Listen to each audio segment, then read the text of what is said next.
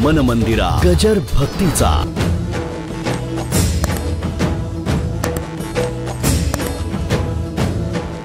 एक मनुष्य म्हणाला, मी असा आहे तरवेज की एकदा बाटली तोंडाला लावली की खाली काढतच नाही. आता त्याला इथे पुढे आणून बसायचं का केशवबा? का लावली की काढतच नाही आणि पुन्हा डोलत सुद्धा नाही. काय पचवायची ताकद आहे, बसवायचा का? पिणारात त्याचं कौतुक काय इथे नाही कळलं? तसं मोक्षाचं कौतुक अज्ञानाच्या घरी काय इथे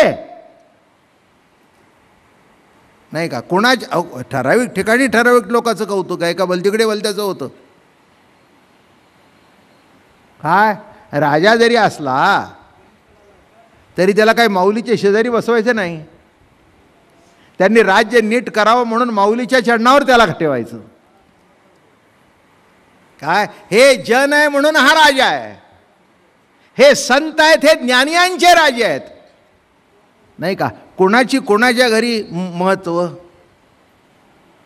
नाही का? पाटीवाला बाहेर, घरात गेल्यानंतर त्याचं महत्त्व नाही. ज्याचं त्याचं ज्याच्या ठिकाणी महत्त्व, तिथून बाहेर पडले की महत्त्व नाही नाही का? तसं इथे बंद मोक्ष हे कुणाच्या घरी त्याचं महत्त्व? अज्ञानाच्या घरी. म्हणून बंदची तव वावो मा मोक्ष के प्रसवो परोनी मरोनी केला ठावो अविद्या या. मोक्षच जर वाव आहे तर बंद कुठून? मुळीच मुख्य नाही बद्धता ते तर कैची आणली मुक्तता. मुळात जर बद्धच नाही तर मुक्त कुठून आणला? कुठून शब्द आणला हा नाही का? उद्या कोणीतरी इथलं चांगलं रोज आहे मनुष्य, ते भेटले बाहेर, काय हो केव्हा सुटलात? केव्हा सुटला? अहो काय विचारता? नाही केव्हा सुटला? केव्हा सुटला? हां अहो काय तुम्ही काय बोलता काय?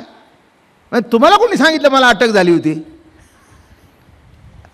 अटक झाली असेल तर सुटला, अटकच झाली नाही तर सुटला कुठून नाही का? कुठून काढली ही वानगड? ही सुटला म्हणून. अटकच झाली नाही, बंधच नव्हतो म्हणून मुक्त सुद्धा नाही. बद्ध असेल तर मुक्त, बद्धच नाही तर मुक्त कुठून? मुळीच मुख्य नाही बद्धता ते तर कैची आणली मुक्तता. म्हणून महाराज म्हणाले, म्हणून बंद मोक्षाचे व्याजे नाही निमाले काजे आता निरूपण भोजे ओळगे जरी. आता हे कशा करताय? व्याख्यानाच्या माध्यमातून आपलं हे कौतुक चालू आहे, पण मूळ स्थितीमध्ये बरं खरं सांगा मला तुम्ही. माणसं म्हणतात अडकलोय अडकलोय. का अडकल्यासारखं दिसतंय? अजून तुमचा दिवस आला नाही, नाही कळलं? तुमचं वैकुंठवासी व्हायचा दिवस येऊ दे की, मग मला सांगा कोण कुठे अडकलंय. हे उगीचच पानचटपणा असतो. मुलगी येतोपर्यंत असं असं बघत होतो. कशाचं बघत होतं कोण कोणाकडे बघतो का? वात पित्त कफाचा असर असतो, काय घडतं ते सुद्धा कळत नाही, कोण बघतो? मग उगीच तिलाही रडायला साधन, माझा बा माझं वाट बघा. एक लक्षात ठेवा, कोणी कोणाची वाट बघत नाही, फक्त वेळ आलेली नसते. वेळ आले की सगळे सगळ्याला टाकून जातात. कुठे अडकलाय? मुलीत अडकलाय का? बापात अडकलाय का? संसारात अडकलाय का? पैशात अडकलाय? अब्जावधी रुपये कमवले, तरी शेवट चलो कुठे अडकला त्याच्यात? असा आहे का जीव अडकून राहिलाय? नाही. मग अडकल्यासारखा का दिसतो? दिसतो पण अडकला नाही. म्हणून मुळातच बद्ध कोणी नाही तर मुक्त कोणी व्हावं. म्हणून तुकाराम महाराज म्हणाले, मुक्त कासया म्हणावे बंधन ते नाही ठावे सुखे करीतो कीर्तन. काय महाराज, या संसारातून सुटण्याकरता कीर्तन करता का? ते म्हणले अडकलोच नाही. मग काय करता? सुखे करीतो कीर्तन, भय विसरले मन. सुखे करीतो, माझा आनंद मी भोगत असतो, माझं सुख मी भोगत असतो, मी कुणाकरता काही करत नाही. आणि म्हणून एतुलियाची आणि पुढील का आपण पे, वस्तू विसरवणी हाते हरपे, मग शब्दाची घेणे आठवणी. आणि आपल्या किंवा दुसऱ्याच्या हातून वस्तू हरवली तर त्या वस्तूविषयी शब्द स्मरण करून देतो. हरवली असेल तर शब्द स्मरण करून देतो. इथं हरवलंच नाही तर शब्दाचा उपयोग तरी काय? कळलं की नाही? एखादी गोष्ट हरवली नाही का, मग हरवलेली गोष्ट शब्दाच्या माध्यमातून स्मरण होतं. हरवलं हरवलं हरवलं हरवलं हरवलं हरवलं हरवलं हरवलं काही नाही. अहो काय हरवलं? हां पेन. हां सांगा की असं. अहो पेन तुम्ही ऑफिसमध्ये नेलंच नव्हतं, हे काय टेबलावर आहे असं होय? माझं बोलणं कळलं? शब्दाच्या माध्यमातून त्याची आठवण होते. पण हरवला असेल तर शब्द, इथे काहीच नाही. पेन परिच्छिन्न आहे, ही आत्मवस्तू परिच्छिन्न नाही, अपरिच्छिन्न आहे. पेन घरी राहिलं ठीक आहे, तुझं अस्तित्व कधी घरी राहतच नाही. तुझं अस्तित्व त्याला धरून आहे. आणि पुढील की आपण बे वस्तू विसराचे हाते हरपे, मग शब्दची घेणे आठवणी. एतुलिया ही परवते, सांगावे नाही शब्दाचे, जरी स्मरण पण किती मिरवे या जगी. मला आठवतं काय हे मालोजीराव नाईक निंबाळकर दादा महाराजांचे अनुग्रह आहे, तिथले इनामदारच महाराज. तेव्हा महाराज साहेब मुंबईला आले PWDचे मंत्री म्हणून. एकमेव त्या काळात बरं का, स्वातंत्र्य झाल्याबरोबर 64 लाख रुपये दिले त्या माणसाने. म्हणून त्यावेळेला मोरारजीभाई म्हणाले PWDचं खातं यांच्याकडे द्या, म्हणजे खाण्याचा प्रश्न नाही. जुन्या काळची गोष्ट सांगतोय, सगळे इतिहास जमा झालेल्या गोष्टी आहेत, पण त्याचा साक्षीदार आहे मी. मग मुंबईला आले आणि मग त्या काय ते दाभोळकर रोडला त्यांचा बंगला, मग मला आलं आमंत्रण अप्पा महाराजा म्हणजे जेवायला या महाराज. महाराज गेले ऑफिसला निघून, राणीसाहेब आम्ही, मग त्याने टेबलावर मांडलं. तिथं आमच्या अप्पा महाराजांना असा फुरका मारायची सवय. ते म्हणले मासाहेब खाली बस, मांडा म्हणले. जसं आपण फलटणला जेवतो तुमच्या वाड्यात, एक खुर्चीवर आम्हाला जमत नाही, उगीच इकडचं उडून आणि इकडे जायचं म्हणजे आमची पंचायत व्हायची येड्याची काय. आणि तुम्ही म्हणायचं यांना जेवता येत नाही. हां तुम्ही म्हणायचा जेवता येत नाही आणि आम्हाला जेवण्याचा आनंद मिळायचा नाही. काय मजा आहे बघा. हां आता कुणी म्हणेल याच्यात काय, तो आमचा अनुभव आहे, तुला काय सांगू. काय सांगितलं? हा जो मला बर्वेपणाचा आनंद आहे त्याच्याबद्दल तुला काय सांगू. साध्या आमटीच्या फुरक्याचा अनुभव जर सांगता येत नाही, वा बस, ह्याच्यापेक्षा दुसरं काही सांगता येत नाही.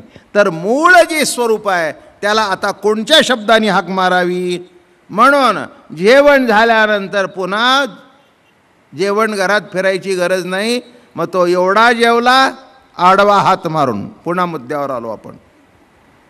आणि येऊन इजी चेअरमध्ये बसला. लाव ग म्हणला दुपारची सिरियल काय आहे. मग ती सिरियल चालू होती आणि बघता बघता हे गेले की परे ही परते.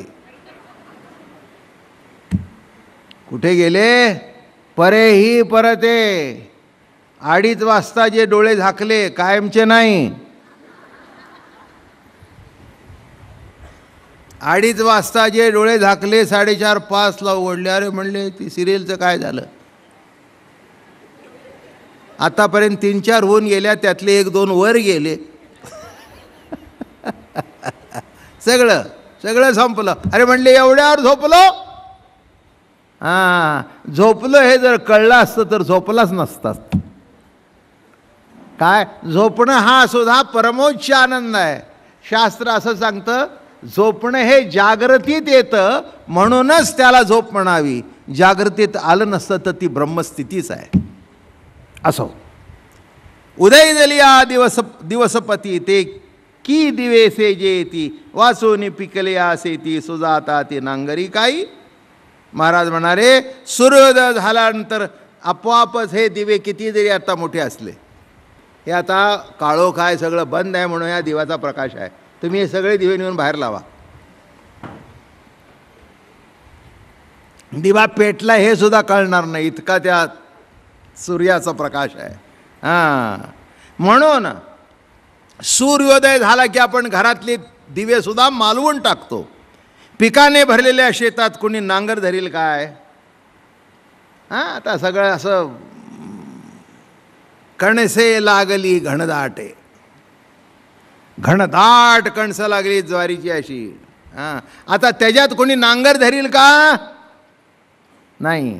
तसं अनुभवजन्य स्थिती असल्यानंतर त्या अनुभवात मुरून राहावं. आता तिथे पुन्हा शब्दाचा उपयोग करण्याचं काही कारण जागतया जागणे वर्त किंवा सूर्योदय दीपक जैसे होय ना तम नासे शब्दासी झाले तैसे स्वरूप ये. किंवा पिकालिया क्षेत्रे नांगर तो जैसा व्यर्थोपचार तेवी स्वरूप साधनी असार शब्द झाला. सिद्धची स्वरूप स्थिती येथे नाथिली प्रपंच निवृत्ती म्हणून सिद्धची साधना साधन वृत्ती आणून या. सिद्ध स्वरूप कसं आहे? सिद्ध स्थिती आहे. येथे नाथिली प्रपंच निवृत्ती. वा, येथे प्रपंचाची निवृत्ती करायला पाहिजे असं काही नाही आहे. प्रपंच बाद करायचा. मानोनी सिद्धीची साधन साधनवृत्ती आणून या. बंद मोक्ष साच केले पूर्वा परत धोतिले मग के जरी निवर्तिले म्हणून बंद मोक्ष व्याजे नाही निमाले काजे आता निरूपण भोजे ओळगे जरी. काय म्हणतात बघा. म्हणून बंद मोक्षाचे निमित्त जे ज्ञान अज्ञान ते गेले. बंद मोक्ष कशामुळे आहे? जे शब्द वापरतात वेदामध्ये. अदंत अज्ञानामुळे बंद आहे, ज्ञानामुळे बंद सुटून जाईल. पण इथे त्यांनी दाखवलं ज्ञान हाही बंदच आहे.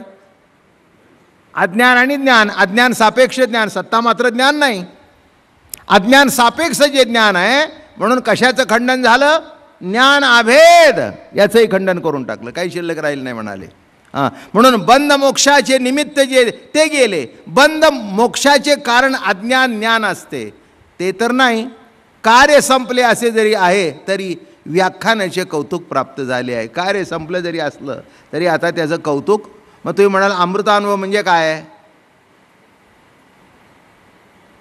अमृतानुभव म्हणजे काय? लग्न बिग्न झालं, सगळं छान झालं बरं का, पंक्ती सुंदर झाल्या बरं का. मग अगदी शेवटचं गावातून देणी बिणी देऊन येऊन बसले. मग नवरा बसले, बायको बसले. मग पती म्हणाले अगं सगळं देऊन आलो बरं का, आज काही नाही, मोकळं झालं, सगळं व्यवस्थित झालं, छान झालं बाबा, कुठे भांडण नाही, तंटा नाही. काय काय लग्न काय, काय बँड काय, काय माणसं काय, काय पंक्ती काय, काय जेवण काय. आता लग्न संपलंय तरी त्याची चर्चा. तसं ज्ञान अज्ञानाच्या पलीकडे अनुभवरूप झालं तरी हे प्रवचन म्हणजे त्याची पुन्हा मन मंदिरा गजर भक्तीचा.